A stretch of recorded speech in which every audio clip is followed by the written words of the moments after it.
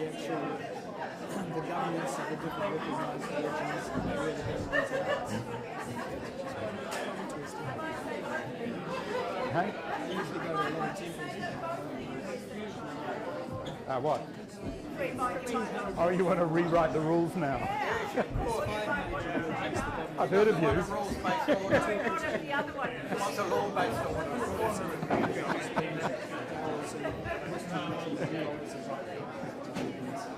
about 200 million thousands and thousands Right. of temples.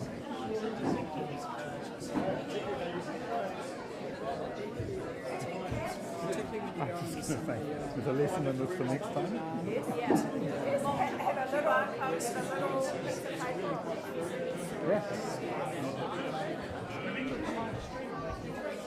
Yeah. A really big barcode.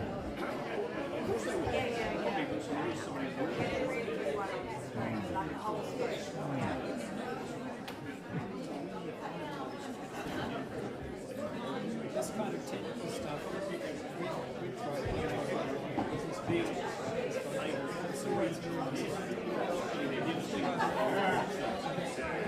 it's not as easy as it seems.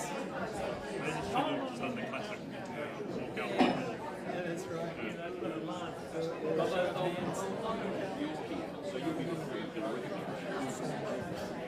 Sometimes the complexity is just not working.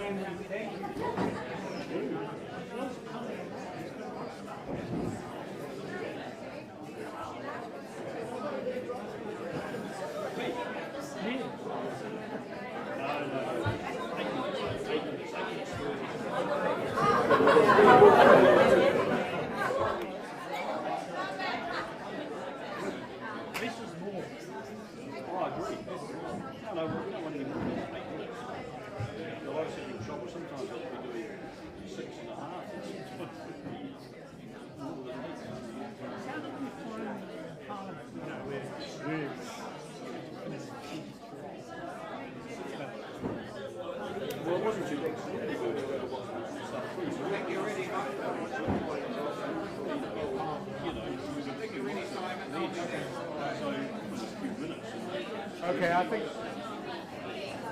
I think we're about ready to start again. Shall I ring the bell? Yeah.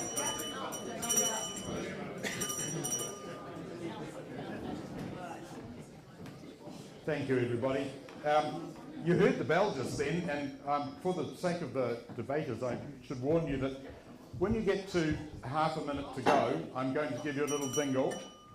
And if you go over time or too much over time, I'll go full Quasimodo on you, okay? Right. Okay. Our speakers tonight. Leader of the Affirmative Party, the leader of the Affirmative. The monster raving loony party. Would that work? A yes party? No. Leader of the Yes, ma'am. The leader of the Affirmative is Dr. Wayne Mapp. The Honourable Dr. Wayne Mapp, QSO, was a National MP for North Shore and was Minister of Defence from 2008 to 2011. His time in Parliament was contemporaneous with Keith Locke's time, and the two had a good relationship despite political differences, or so it says here. Dr. Mapp's PhD is in international law, and he was a professor of law at Auckland University. He's also served time in the Territorial Army. Dr. Mapp has a long-standing interest in China's role in international affairs and in the maintenance of peace and security in the Asia-Pacific region. He has visited China both as an official and in a private capacity. With him is Dr.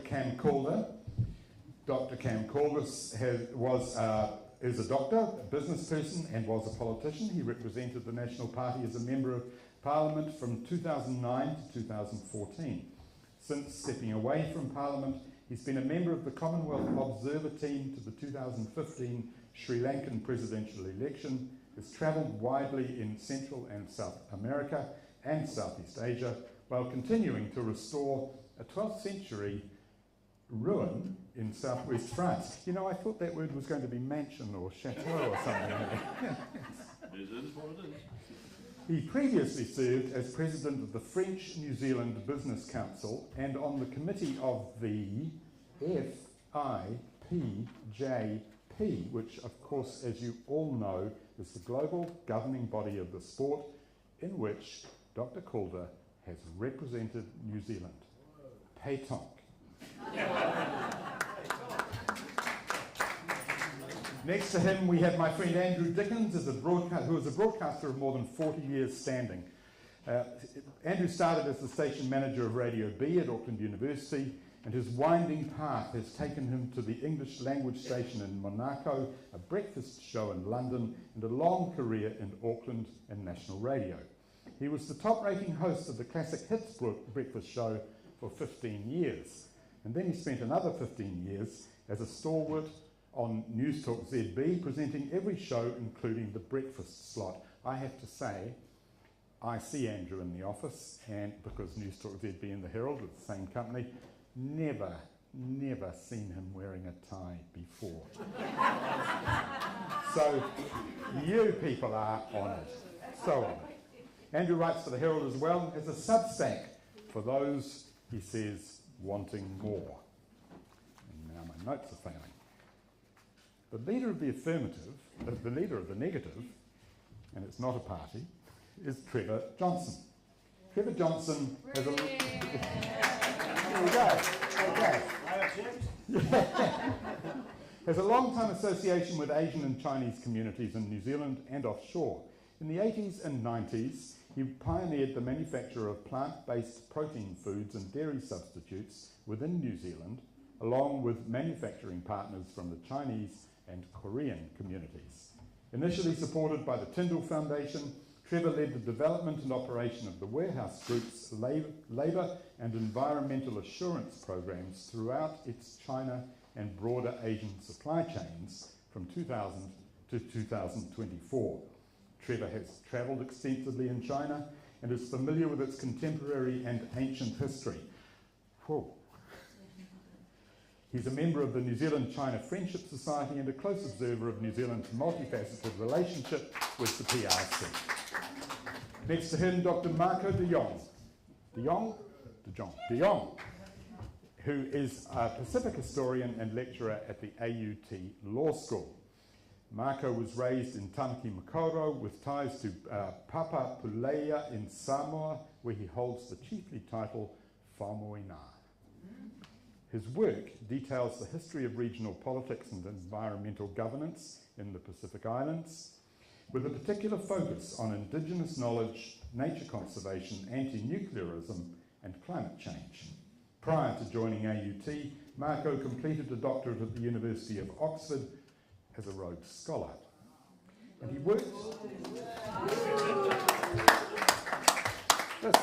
these guys, all of them. And he worked in civil society organisations advocating for an independent, nuclear-free and Pacific-led foreign policy for Aotearoa. Marco suggested recently the government may have found a way to do AUKUS without doing AUKUS. Go down in history for that, mate. And next to Marco, we have Dr. Arama Rata.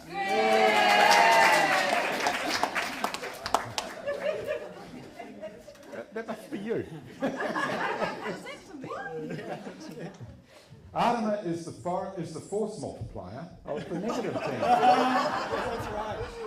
She whakapapas to... It is right, yeah. She whakapapas to Ngāruawāhine, Taranaki and Ngāti Maniapoto.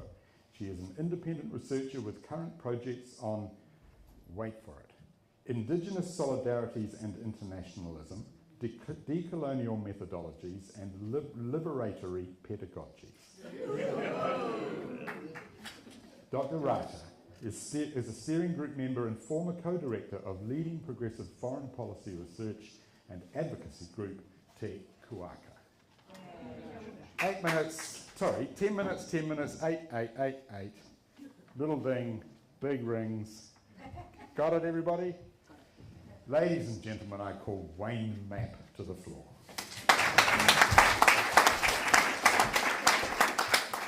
Kia ora tātou. Before I actually start the debate, I just want to acknowledge Keith Locke and family. As has been said, we had a very interesting relationship when we were in Parliament. Probably the major area we differed on was Afghanistan. But when I was doing the defence review, I made sure I consulted with Keith, because I wanted that document to be not just bipartisan, multi-partisan, or at least not having vigorous objection from the Green Party. And by and large, we achieved that by emphasising the role in the Pacific and HADR, humanitarian assistance, and disaster relief. Also remember one evening in Parliament, there would have been a debate on an intelligence bill. And not unsurprisingly, Keith was opposed to whatever the government was going to be proposing there. And my benchmate at the time, John Calder, said, "Oh, I just can't stand this. It just infuriates me." And I said, "You know, John, you could walk down any street in New Zealand and 1 in 10 at least would say, 'Keith, he's my man. He's right on it. I'm complete.'" And John kind of looked at me with a bit of puzzlement and bemusement that it wasn't kind of backing up his trenchant attitudes. But that's how I saw Keith. He was always willing to have the debate, the discussion, and we both respected each other for that. It was certainly true. He could be quite a challenging person in parliamentary question time, because he always asked, because he was incredibly well researched. He always asked the challenging questions, as I say, particularly on Afghanistan, which in fact came back to me many years later with the Burnham inquiry. So that's another story, however. To start the debate. That's it. Your clock's ticking. China is a threat to regional peace. The Affirmative team says yes to that. But I want to define the topic itself, the moot. Doesn't mean that war is going to break out. The answer to that is no. China is not going to start any wars. The last time they tried that was in 1979 with their invasion of Vietnam. They lost that war within 1 month at the cost of 25,000 Chinese soldiers killed. So what occurred following the war was a revolution in China, a revolution in their attitude to the world, and rapid modernisation, literally the building of China's managed global market economy. And that has required 50 years of sustained peace within the Asia Pacific. China is not going to upset that progress by starting a war. But China and the Chinese government is not happy. They want to reorder the world, particularly in our region of the Asia Pacific. And so within the region, nations are expected to have almost an obsequious relationship with China, one where the states of the region are expected to see China as ruling all under heaven, as if Xi Jinping was the son of heaven in the same manner as emperors of old. And in this sense, China is a threat to regional peace. Existing arrangements are unsettled. Nations no longer have freedom of choice. Instead, they're expected to pay tribute to Beijing. Now, I'm going to primarily deal with that issue myself in relation to the South Pacific. Cam's going to deal with wider international issues. Andrew will act as our spoiler and humorist and destroy the arguments of our opponents and will bolster our overall argument. Good luck with that, mate. So let's just to take the example of our own country. So as is quite rightly said, for decades New Zealand has sought a constructive relationship with China. We bolstered China's entry into the global economy. We were the first developed country to accept that China had a market economy. We were the first developed country to enter China's entry into the WTO, and we were the first developed country to have a full free trade agreement with China. These were once referred to as the three firsts. You'd always hear this from Chinese diplomats and politicians. And as a minister and member of parliament, I well recall these halcyon days.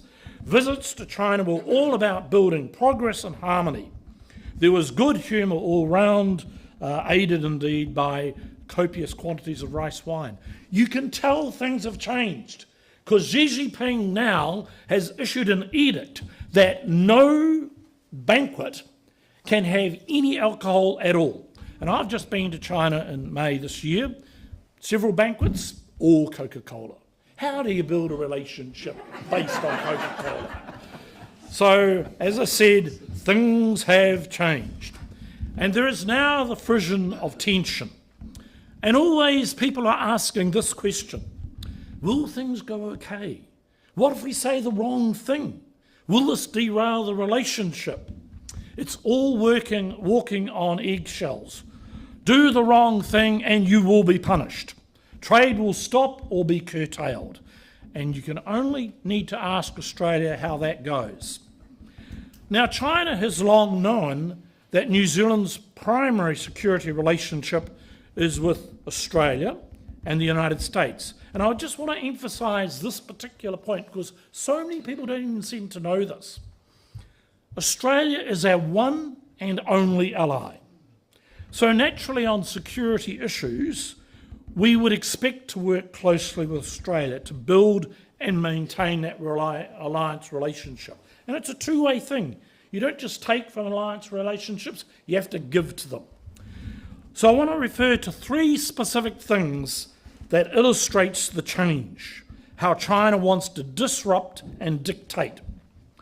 The first is China exerting pressure on New Zealand's potential membership in AUKUS. And in a truly unprecedented manner, the Chinese ambassador has specifically threatened New Zealand should we choose to join Pillar 2 of AUKUS. Now, China knows perfectly well that Australia is our one and only ally, and yet they're trying to tell us how to conduct our relationship with our closest neighbour. It's just not on. It's not respectful. It's not reasonable. And China threatens unspecified consequences. They will be trade-related. And I might just note this. Even during the peak of New Zealand's anti-nuclear standoff with the United States, and I remember this extremely well, the United States specifically said to New Zealand that trade would not be affected, and it never was. The issues were all around defence and defence alone. Second, I just want to refer to the recent Chinese naval patrol through the Tasman Sea and the bottom of Australia. Why did this even happen? The Tasman Sea is about as far away from the centres of global conflict as you can possibly get. Next stop, Antarctica. So it's not like the South China Sea where 60% of the world's trade goes. What happens in the Tasman Sea? Well, New Zealand has maybe 1/10 of 1% of global trade across the Tasman. There's like 2 ships a week. So there is just no reason for China to send their patrol down through. It was a clear attempt at intimidation. The third thing, China's deliberate interference with our relationship with the Cooks. They know perfectly well that we have a special constitutional relationship with the Cook Islands. What do? They enter a secret agreement. You would think it would be surprising that China would sort of elevate the Cook Islands relationship above that of New Zealand. What are they doing? It bespeaks of deeper strategic intentions to establish, I would say, a potentially threatening situation deep within the South Pacific. I just want to close on this point. For the first 20 years of the 21st century, we had a good relationship with China, as I said, fueled by rice wine. But the tone has fundamentally changed. We now sit on tenterhooks. MFAT is constantly anxious about what some politician will say or not say. They give them notes and all of that sort of thing. So the relationship is fragile in the way that it never was. Old certainties no longer apply. So it's in this sense that China is a threat to the stable peace within our region, deep within the South Pacific, a region that has always been a zone of peace. Thank you.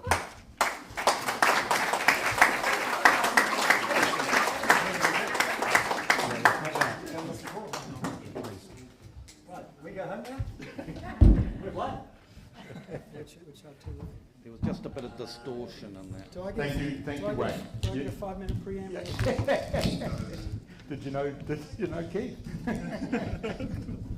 I was going to ask all the other speakers if they have watched any football recently. If you have, you may have noticed the way football defenders in front of the goal behave in order to not have their hands touch the ball by accident, put their hands behind their back. So what Robert's done here now is put another microphone up. Oh, he's used to it. I see what, yeah, okay. So, I'm not saying you need to keep your hands behind your back, but try not to bash the leg team, please. Thank you. Trevor Johnston. Alrighty. Thank you. Kia ora. I'd like to start with a quote, and it's a really good one. So let's take a moment and take this in. It's from the 1945 UNESCO Constitution. Since wars begin in the minds of men, it is in the minds of men that the defences of peace must be constructed. Ignorance of each other's ways and lives has been a common cause of that suspicion and mistrust between the peoples of the world, which have all too often broken into war. Our team believes that the real threat to peace in our region does not stem from China, but from a China threat narrative promoted by the United States to rally other nations behind its China containment agenda.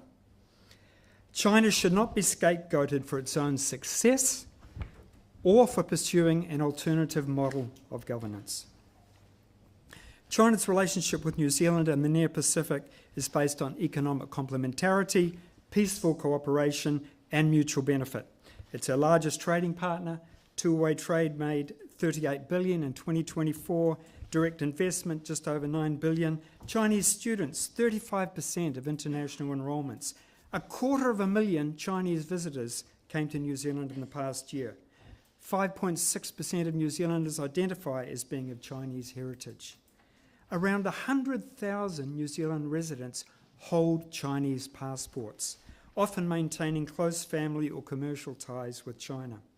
The latest Asian New Zealand Foundation survey found 83% of respondents ranked China as important or very important to New Zealand's future. All this reflects the collaboration of thousands of New Zealanders and Chinese over many decades. China is not an external other to be feared. It is an integral part of New Zealand's social and economic fabric. They're already here.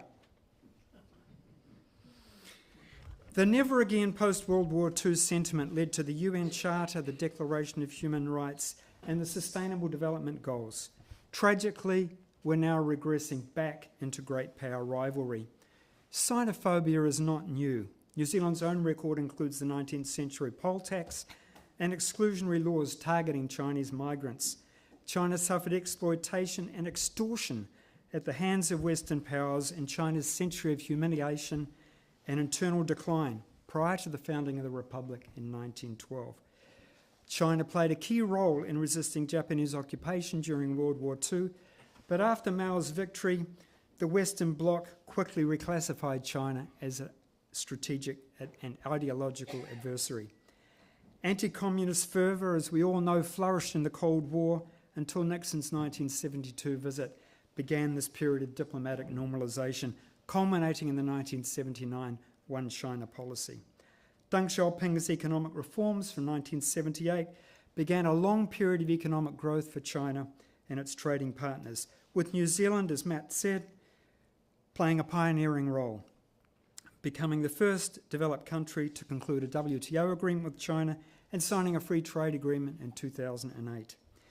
Western strategic anxiety about China resurfaced after the 2008 global financial crisis. The 2011 pivot to Asia marked the start of an overt containment strategy, and this hardened under the first Trump administration, which branded China a strategic competitor. Today, the $1 trillion US defence budget and force posture is its most bellicose in history.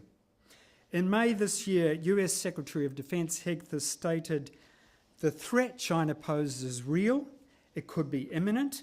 If deterrence fails, we're prepared to fight and win decisively." Despite New Zealand's history of constructive engagement with China, our defence and security documents now reflect the equivalent US, UK and Australian papers.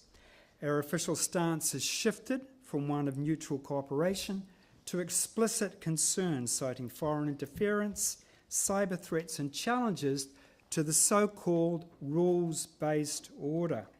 What's happened to that recently? Our vocabulary has changed. Asia-Pacific has become Indo-Pacific, aligning with US framing. Statements from our prime ministers have evolved from John Key's dovish China trade enthusiasm to Christopher Luxon's description of China as a strategic competitor that needed to be named and shamed.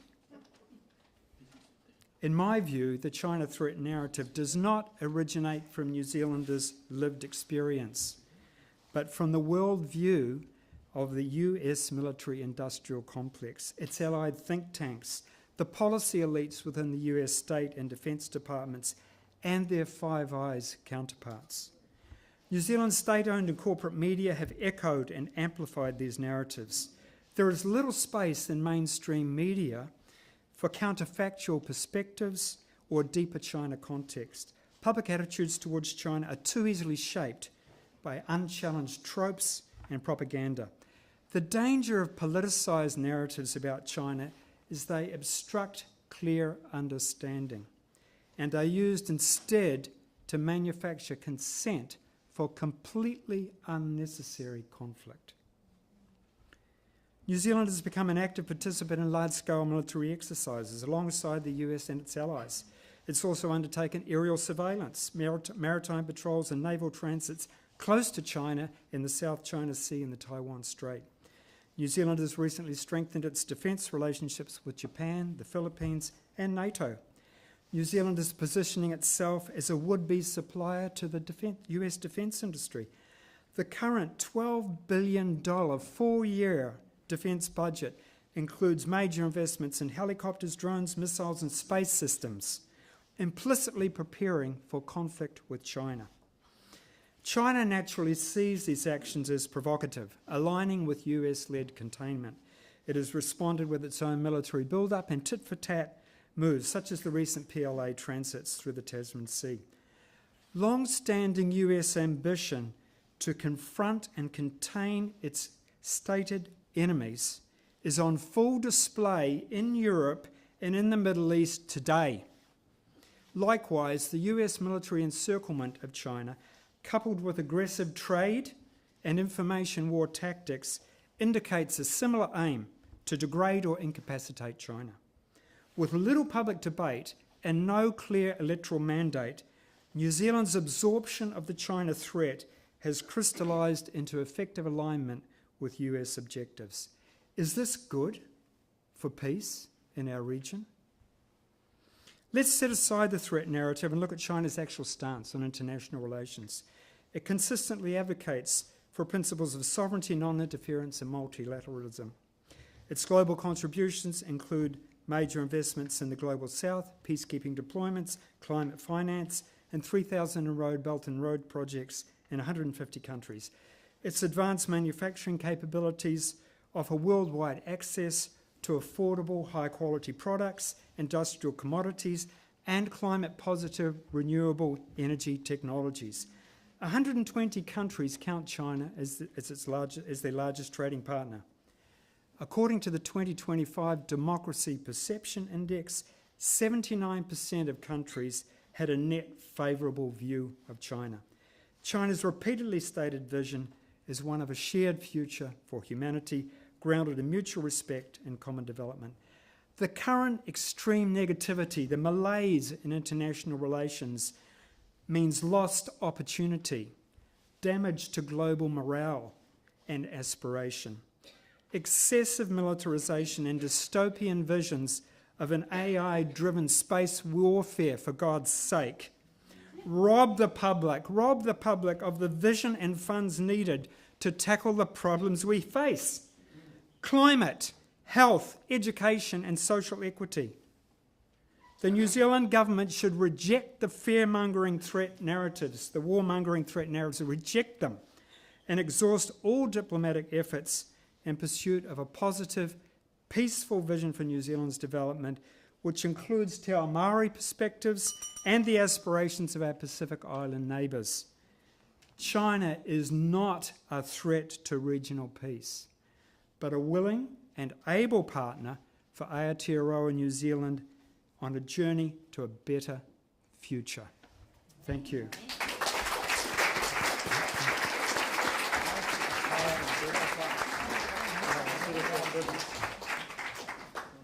Dr. Cam Calder. Thank you, Simon. May I just acknowledge Keith before I start? He was a respected parliamentary colleague and a very generous and human man, just quite independently of my relationship with him. He helped my daughter when she was trying to find a place to live in the same lovely apartment complex that Keith was in Mount Eden. So huge respect to Keith, and it's a lovely opportunity to be part of this. Starting the debate. See how they cheat. Take all this extra time. Starting the debate now. May you live in interesting times, the old Chinese curse. Ukraine, South China Seas, the Middle East, today together form a nexus of uncertainty. The global tension, in my humble recollection, and I was a lad in 1962 when the Cuban Missile Crisis occurred, I cannot recall a time of greater global concern and tension. Russia, China, North Korea and Iran form a transactional symbiosis informed by self-interest. China has supported Russia with heavy machinery, tall machinery, legacy chips and superconductors to prosecute the Ukraine war. China has helped Iran repair a solid rocket fuel factory which was destroyed in the strike. As Wayne has outlined, New Zealand and China have a long diplomatic relationship. We heard that our trade, two-way trade, is $38 billion. China is very important to New Zealand, and Xi Jinping has recognised this, only recently saying there have been ups and downs in our relationship, but New Zealand is at the forefront of China's relationship with the Western developed world with tangible benefits to both. While then, to 40% of New Zealand, in the opposition's quote, the Asian New Zealand Foundation, 40% of New Zealanders in that poll found that 40% found that China was regarded as a threat by them. 40%. Why was this? We've heard about the imbroglio and the live firing exercise in the Tasman Sea.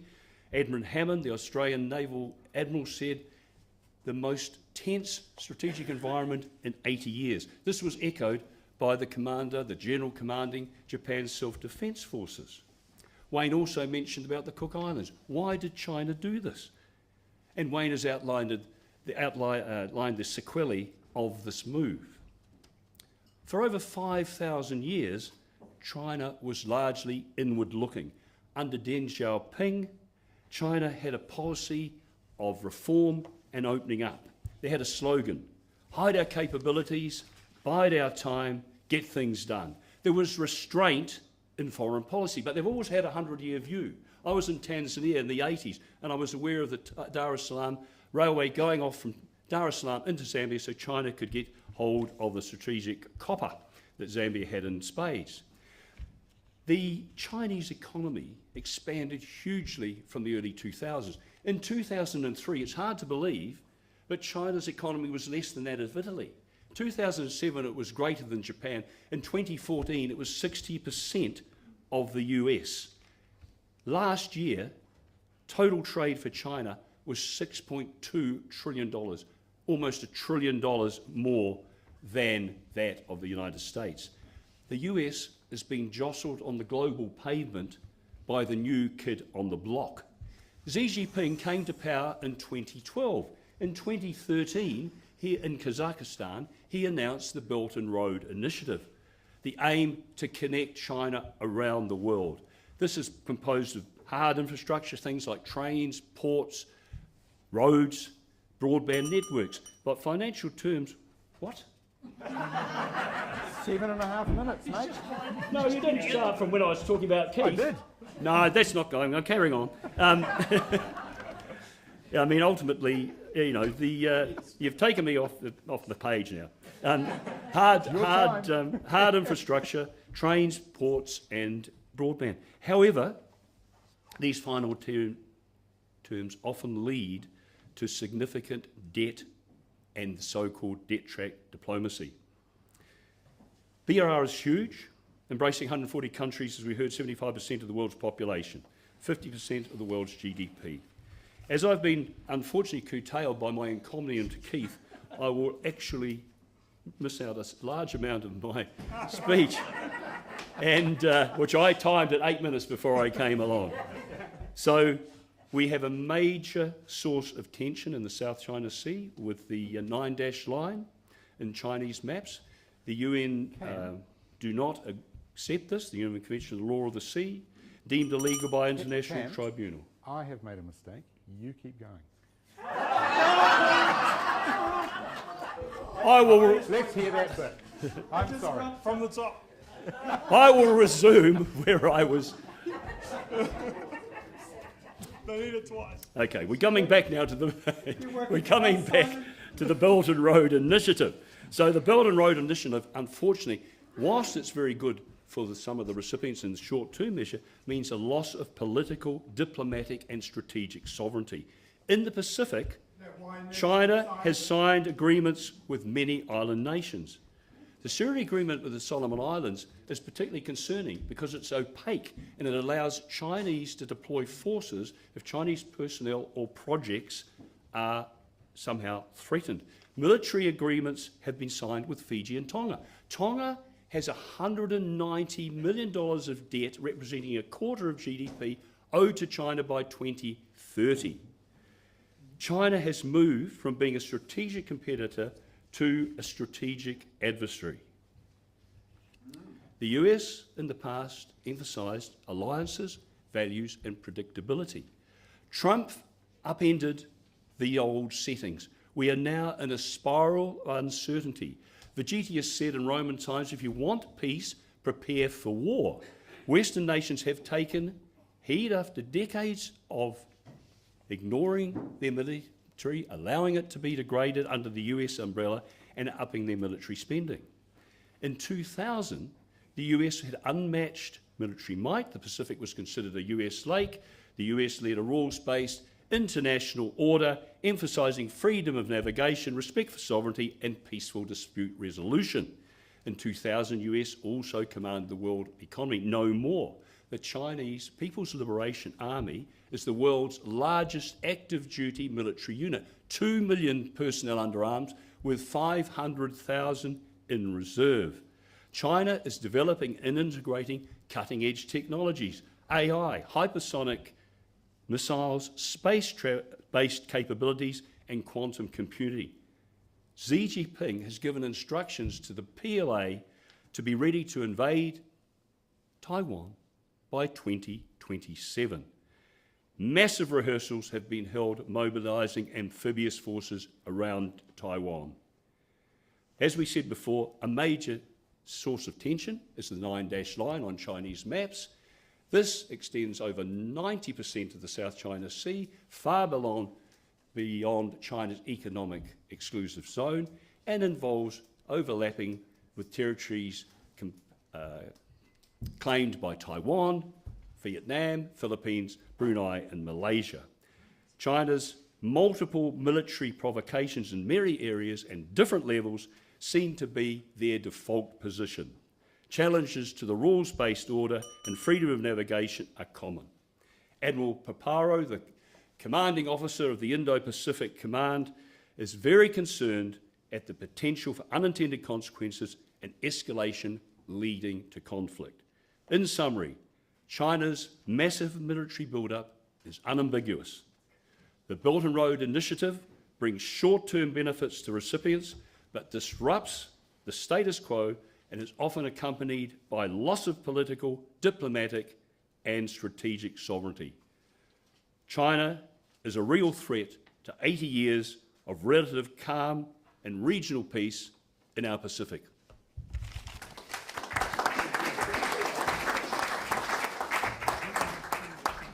Thank you, Cam. Thank you, Cam, and my apologies to you. Good Accepted. Good recovery. You had one job.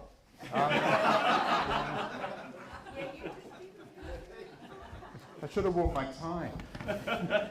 Makes you think smarter. Dr. Marco de Jong.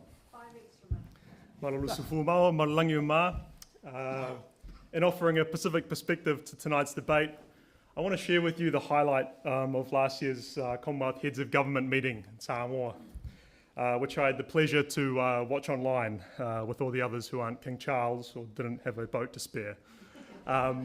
It came from Tonga's veteran journalist Kalafi Moala, who, when addressing the People's Forum about the blame game between China and the United States, said what most Pacific people think but don't voice.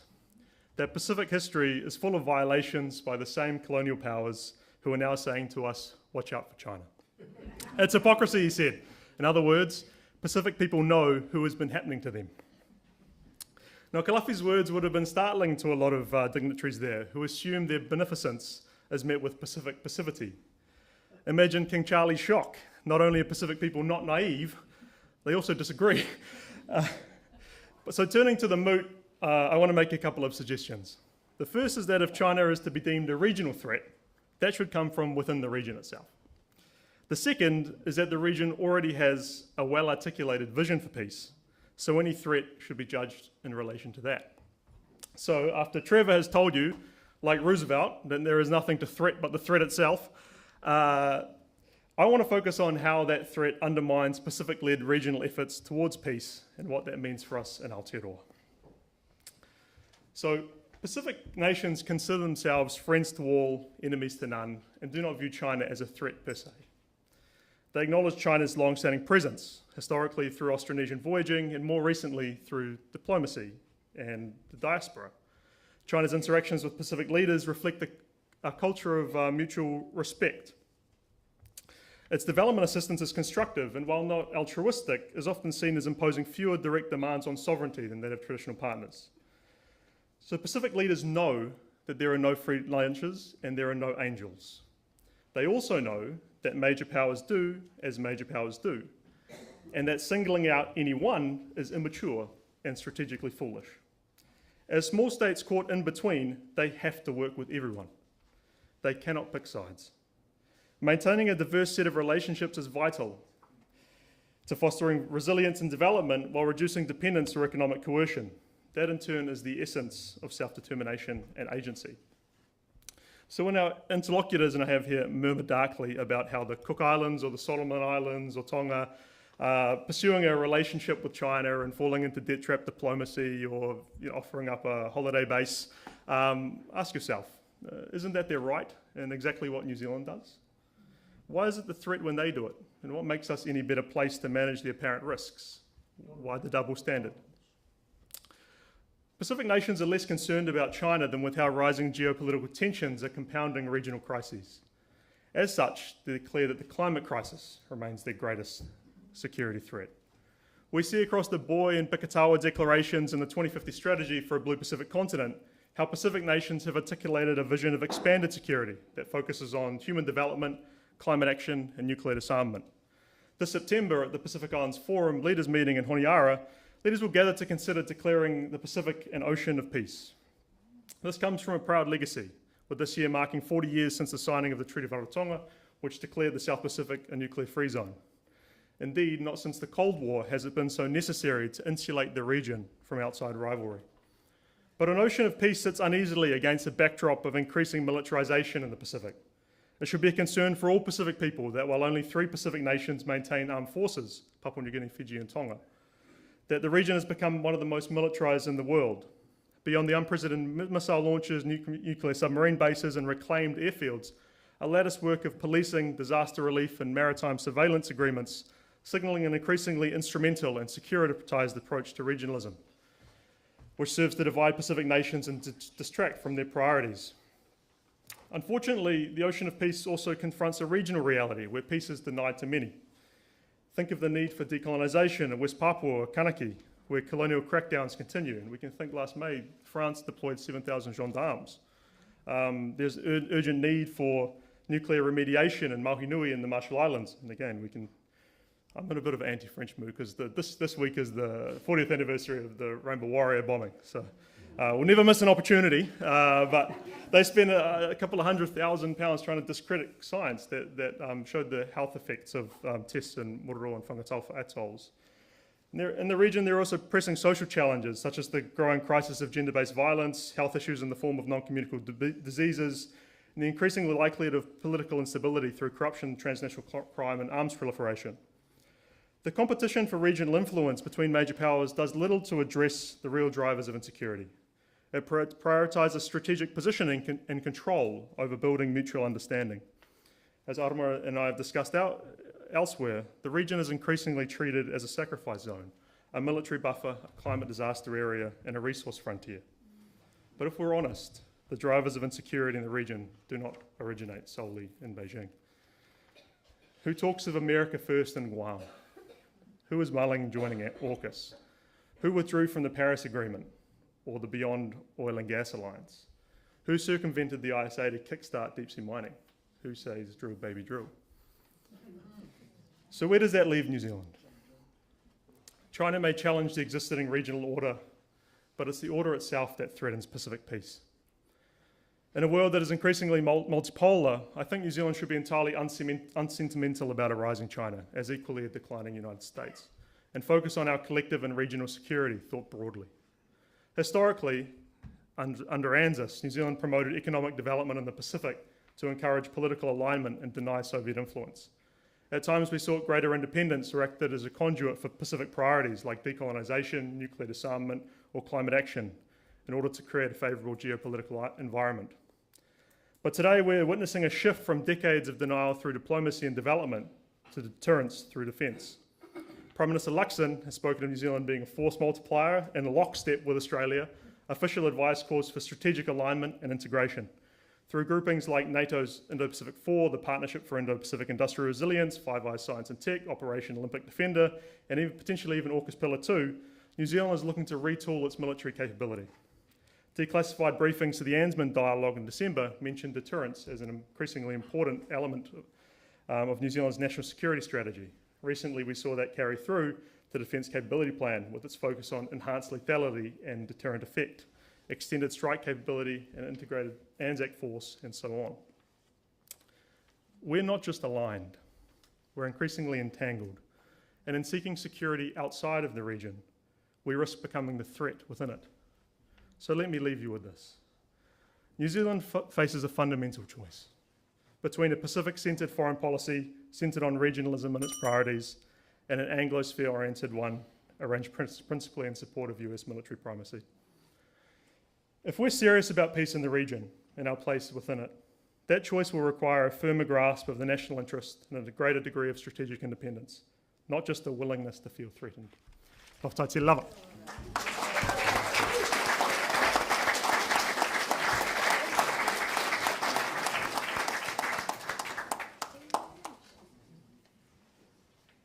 Thank you, Marco. Our next speaker is Andrew Dickens.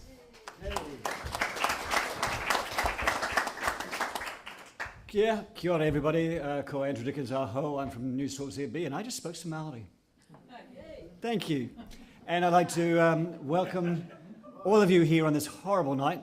Well done. And I'd also like to welcome the people watching in the People's Republic of China to the live stream right now. Welcome to the program.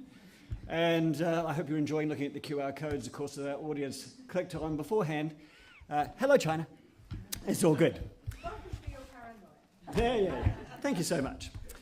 I know little of the opposition who have already spoken already. One has not, and I'm looking forward to this greatly, but I was going to assume in some way or another that they have profited from the gift of Chinese yuan in their careers. Trevor?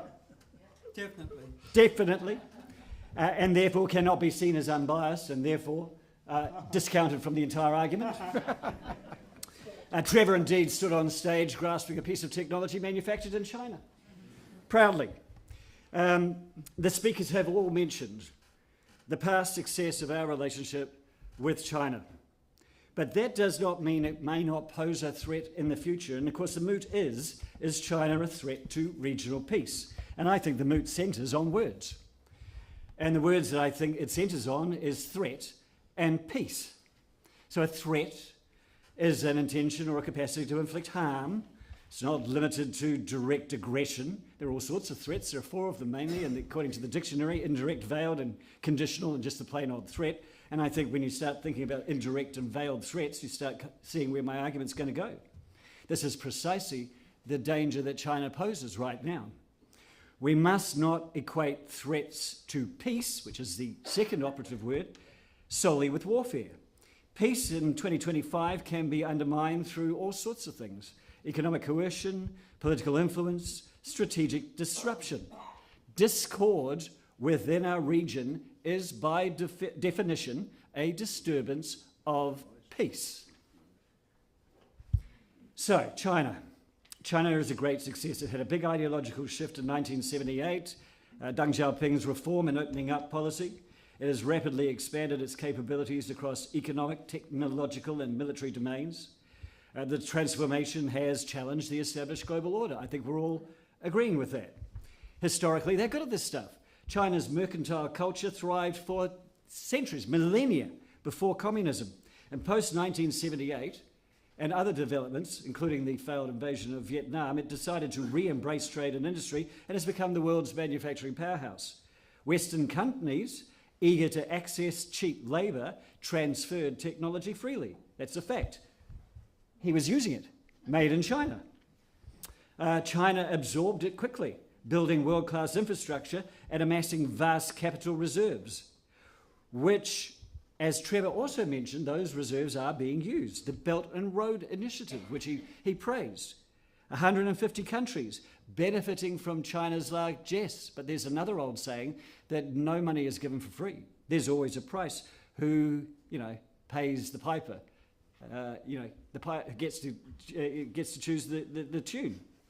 And I have to say, the capital that China has built up has not remained passive. And in my opinion, we've almost seen it being weaponized. It's been weaponized against the United States. And they know this. In their recent response to China's growing strength, they decided to impose tariffs to counter China's manufacturing dominance. Those measures introduced by America reflect perceived economic threat. Yet, of course, the funny thing about the reaction is it risks hurting the United States more than China. Nobody said the president knows what he's doing. Furthermore, China's deep involvement in global bond markets has been a fascinating thing. I remember actually being on air right after the global financial crisis, and an economist came and said, oh, well, China just won World War III. And I said, how so? And he said, they own all of America's debt. In the United States is heavily indebted, in fact, just passed a bill saying another $3 trillion. One could argue that China indirectly finances the very military that one day might oppose it, and as these blokes are already saying, have already created the threat within all of us. And China's probably providing the money in one way or another. This is a form of threat without a single shot being fired. I'm going to repeat that. This China's military capacity is growing too. Obviously, they're surrounded, but they do, as my very esteemed friend here, Calder, very smart man, and unfortunately the whole Rainbow Warrior thing in France, he is the man who introduced Potemkin to New Zealand, and that's how I met him 30 years ago.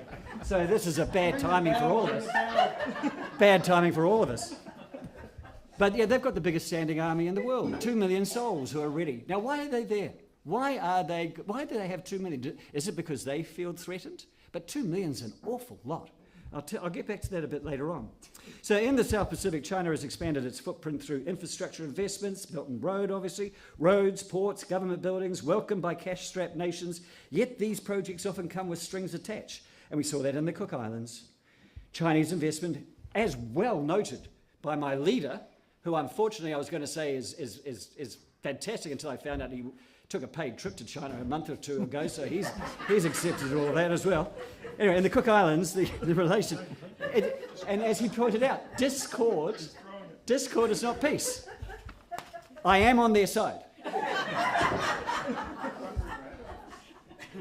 I'm going to mention the Solomon Islands because he said he's going to mention the Solomon Islands, so I'm going to mention the Solomon Islands. China has signed security agreements that raise alarms because it goes beyond economic aid. It's a shift in governance, it's a shift in sovereignty, it's a shift in policing of some sort, and they're in there.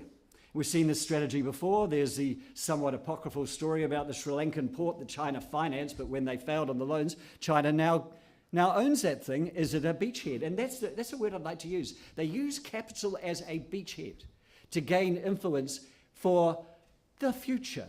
And that, in its way, is a veiled threat. So while China may not be indirectly or be directly involved in global conflicts, its influence is often concealed. And after the United States withdrew from the Iran nuclear deal, Iran was left on its own. China increased its oil imports from Iran in under a decade from 27% to 91%. They're financing Iran. They kept it on their feet. This is also, therefore, indirectly financing Iran's uranium enrichment, and a move that has global security implications, and that is a threat to peace. So just a quick final note about the whole standing army. Today on my radio show I mentioned this debate and the moot, and a texter commented that China has the largest standing army in the world, but no one is actually threatening to take their land or sovereignty. They've surrounded them in case they get out, and no one has since Japan's disastrous invasion that we remember just before World War II. So if this army, my texter said, is not a defensive force, then surely it must be an offensive force in one way or another, and that too is a threat. So look, in conclusion, are they a threat to regional peace is the moot. I believe they pose a multifaceted threat to regional peace, not through overt warfare, but through strategic investments, economic leverage, and proxy influences. So I see nothing wrong with watching their actions carefully, and I see nothing wrong with being friends with China, but at the same time, I think vigilance is essential because there is a veiled threat there to future regional peace. Yeah.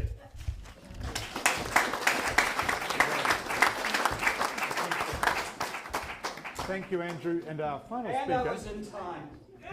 Well, actually, Dr. Arama Rata.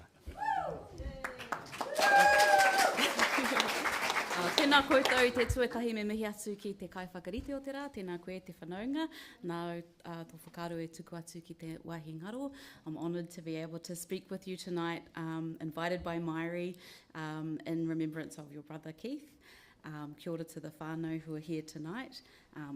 As Leanne said, I'm sure he is here in spirit with us, and I'm sure he's on our side on this debate tonight. So I'm also delighted to be able to address this really dangerous myth that's out there, the idea that China is a myth. I did think about just yielding my time to the affirmative team, because the more they talk, the more convinced I am that China's not a threat. But I'll be a good sport and use my time wisely. So this narrative is not only false, it's also a deliberate distraction from the real source of instability in our region. But before I get to that, I'd like to address some of the statements that we've had to listen to tonight.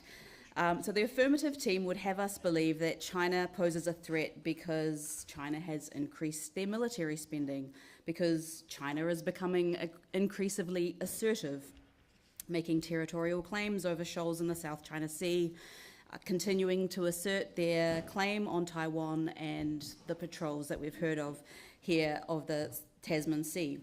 They've stated that China somehow threatens a rules-based international order, or that China wants to replace the US as a global hegemon, or to reorder the region in some way. They've also suggested that China's alignment with Russia, Iran and North Korea is somehow a threat, and that somehow China is trying to use debt traps with other nations around the world. But as I'll clearly outline, upon examination, none of these claims can credibly lead us to believe that China is a threat to our region, and many of these claims are demonstrably false. So it is true that China has increased their military spending. China's military spending, though, is 3.5 times less than the US's spending. As a percentage of GDP, China's spending was only about half that of the US, and per capita, New Zealand obviously spends more, as does the US, than China. So China's increases in military spending are in fact completely in line with their economic growth.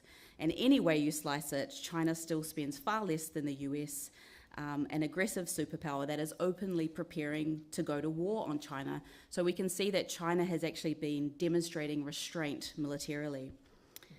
The affirmative team have also claimed tonight that China is being increasingly assertive. Now, this is misleading. China is merely responding to Western encirclement and decades of provocations that have been taking place in China's backyard, including, and this response includes that patrolling of the Tasman Sea, which my dear colleague regarded as a tit for tat, which anyone who plays like war games knows that tit for tat is actually an important part of de-escalation. So there's strategy behind what is happening here, and it's not China that's the aggressor. China's military build-up in the shoals of the South China Sea are necessary also to access their own shipping lanes. It should not be any surprise that China claims sovereignty over Taiwan. This is recognised by most states in the world. Even the US recognises the One China principle, so it is the US that is destabilising relations by shifting its stated position in Taiwan, including the 2022 Nancy Pelosi visit and continued weapons sales to Taiwan. So China does not threaten democracy or the rules-based order, as the affirmative team contends. It is a champion of international law. China has been, for well over 2,000 years, a state with centralised administration, and China has the right to govern itself in whatever way it deems fit. Rather than making accusations about China, global North states, including New Zealand, would do well to deal with the corruption in our own systems of governance, where elections are bought and paid for, and where the only participation we have in democracy is voting once every 3 years. There is simply no evidence that China wants to replace the US or that they're somehow in the wrong by trying to have some kind of influence in their region. What the affirmative team tries to claim as a reordering of the region is in fact them emerging from their century of humiliation. They've also suggested that China's somehow aligned with Russia and North Korea and Iran out of self-interest, as if that's what unites those states. This is not about self-alignment. This is not even ideological. What those states have in common is a shared expression of Western aggression against them. What was the Ukraine? Ukraine. Oh, I've upset them. Fantastic. I must be doing something right. So back to my main thesis, the idea that China, they're going to love this, the idea that China is a threat is just false. It's a deliberate distraction from the real source of instability in our region that Marco touched on, which is European colonialism and US imperialism. The truth is that China is not a threat, but a reliable partner for peace, sustainable development, and multilateral cooperation, while Western powers have left a trail of genocide, environmental destruction, and exploitation across the Pacific. So let's confront that history, shall we? Who is really a threat to our region, the Pacific? China did not forcibly annex Aotearoa, Hawaii, Tahiti, Samoa, so-called Australia. China did not use germ warfare against us. China did not flood Pacific populations with weapons. China did not wage frontier wars and massacre Pacific peoples. China did not kidnap and enslave Pacific peoples. China is not responsible for genocide of Pacific peoples whose populations declined by as much as 90%. It was Western powers who have done this, and this blood is on their hands. China is not responsible for nuclear testing and environmental devastation in the Pacific. It was France that dropped over 200 nuclear bombs in French Polynesia, causing cancers, birth defects, and ongoing contamination. It was not China, but the UK and the US who dropped nuclear bombs in Kiribati, Marshall Islands, Australia, displacing communities and poisoning ecosystems. China is not responsible for land theft and dispossession in the Pacific. China did not pillage our resources, strip mine our islands, poison our waters, and leave many of our islands uninhabitable. China is not to blame for the ongoing military occupation, geopolitical domination, and forced economic dependence of the Pacific. Finally, China are not responsible for climate injustice faced by the Pacific. Western carbon emissions have disproportionately impacted climate, posing an existential threat to low-lying Pacific nations. This team is about to say that China now has a lot of carbon emissions because they're making my friend's phone here. But historically speaking, it has been the Western nations that have contributed the most. So if we compare this to China's actual record, we can see that China has no colonies in the Pacific, China has started no wars in the Pacific, China has never invaded an overseas territory in over 2,000 years of their existence. China has, I said overseas. Behave yourself, dude. lads. China has not been at war. They're so fragile. It's amazing. China's Belt and Road Initiative. Okay, I'm going to have to just progress on here. So China's statecraft and foreign policy is far more effective than that of the collective West because it is based on mutual benefit, not violent domination. The future of our region, the Pacific, must be peaceful and independent. China is not our enemy. It is a partner in development. The real enemies are the colonial powers that have bombed, displaced, enslaved, and exploited us for generations. Only by rejecting the myth that China is a threat and recognising China for the reliable partner that it is, will our collective security be assured. Tēnā koutou, tēnā koutou, tēnā tātou katoa.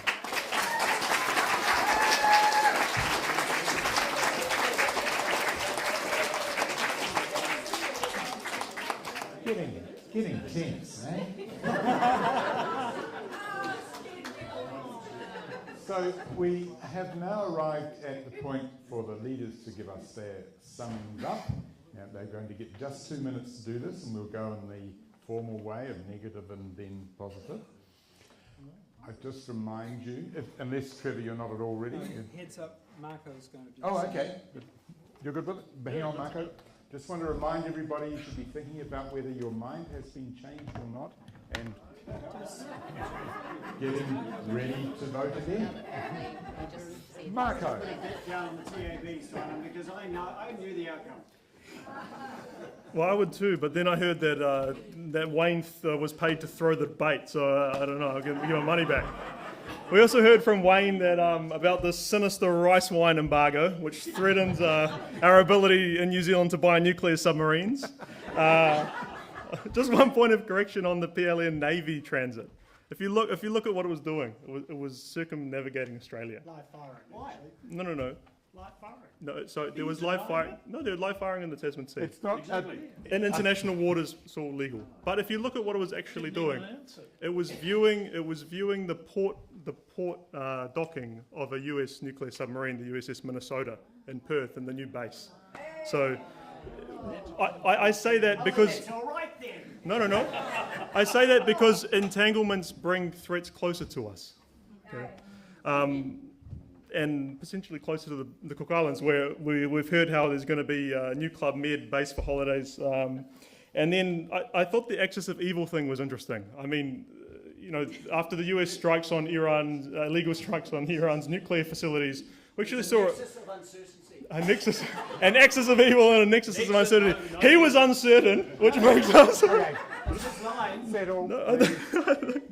He was brought to bring sow discord amongst the debate, and it worked very effectively. He wants to steal Trevor's Made in China iPad, which I think is very thing. And after he couldn't quite get out who pays the piper, I thought he said who pays the sniper, and I didn't quite want to answer that one.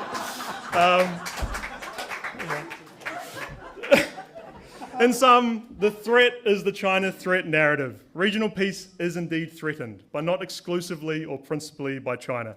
And in fact, by positioning China as a threat, we risk undermining regional peace. Taitele Lava, thank you very much.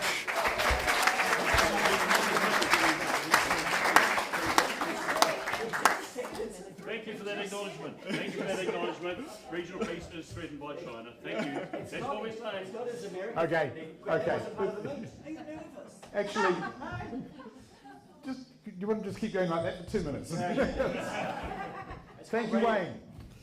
Thank you. The very first point you made, in fact, was that China unsettles the existing order. And that is exactly the problem. So much of the debate from your side would say New Zealand and Australia, they're not really part of the South Pacific. Well, where did I last check? That's exactly where we are. And I would suggest to Arama that we are actually legitimate. That's not my name. Oh, my apologies.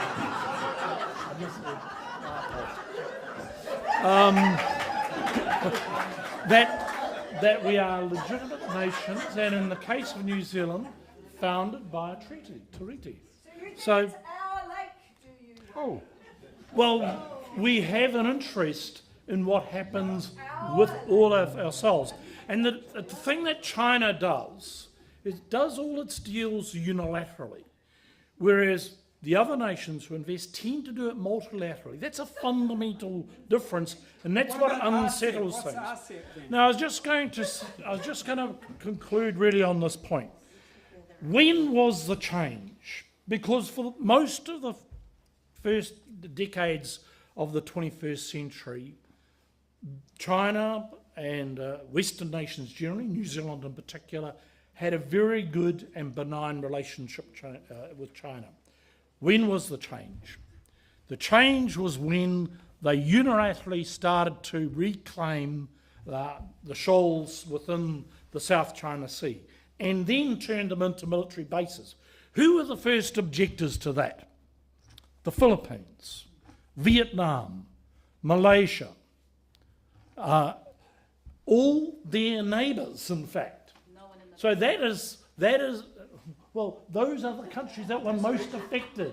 And they objected. In fact, the Philippines even went to the UNCLOS to get a judgment, and that judgment said that China's actions were illegitimate. So that was the fundamental change, and that is why we say on the affirmative that China has changed and is now, unlike in the past, a threat to regional peace. Yeah. Thank you.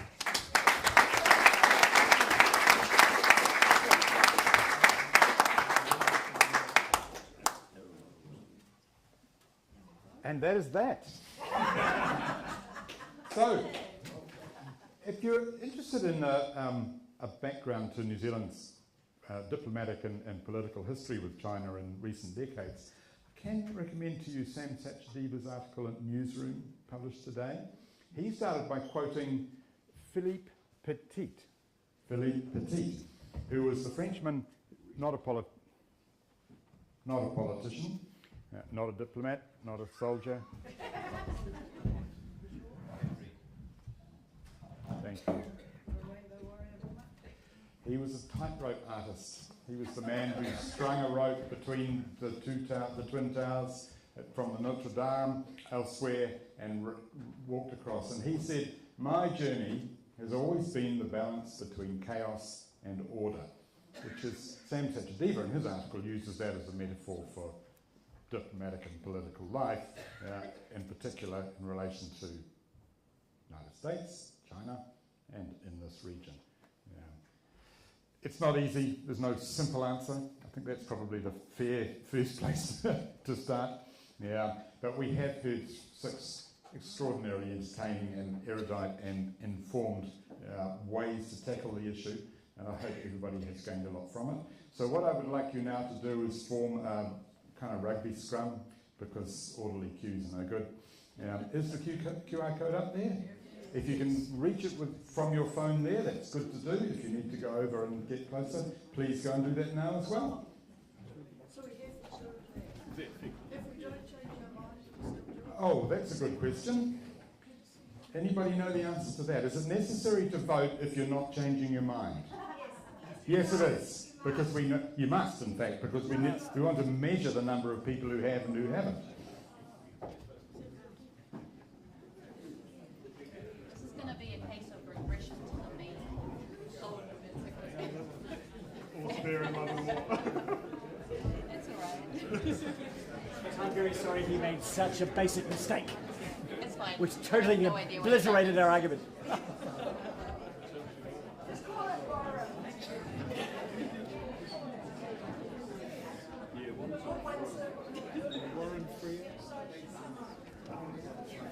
Fabulous. I knew you would have liked it. The whole team was great. The whole team was great, but you were better. I appreciate that, 'cause I really felt like the wind swing on a strong team, so thank you very much.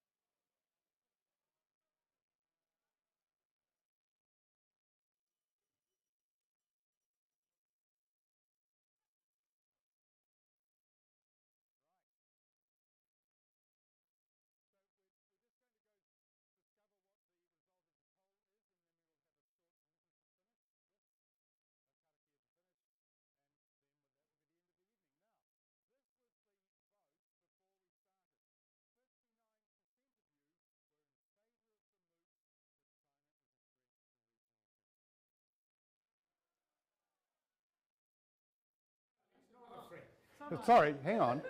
Before we started, 59% of you believed China is a threat to regional. Oh, it's no. I'm sorry. I'm sorry, I was misinformed earlier. Okay, 59 against. Yeah. So this is how we read it. 59% did not believe that. The winner of the debate will be the negative if that number has gone up, and it will be the affirmative if that number has gone down. Okay, we believe you. Wow. Are you sure? Hey, come on, he writes for the Herald. Give him a break. Yeah. So the new results, 78.1 against the moot, 21.9 in favour. I declare the negative the winner of the debate. Congratulations. Congratulations to all of you.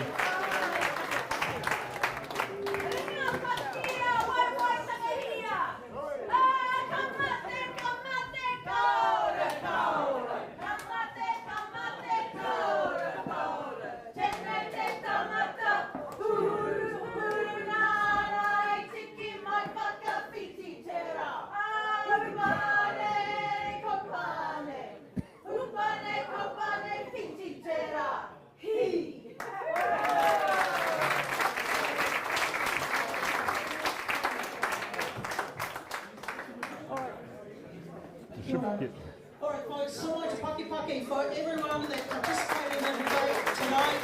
Marty, Robert, thank you very much. And I'll just close this out with a cake here.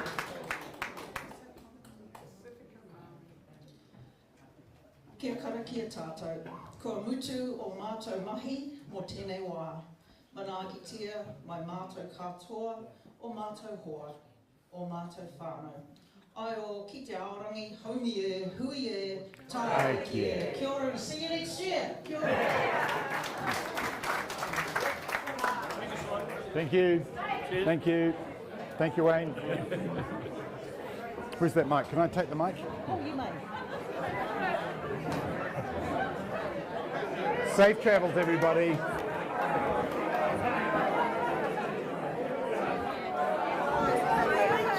My apologies.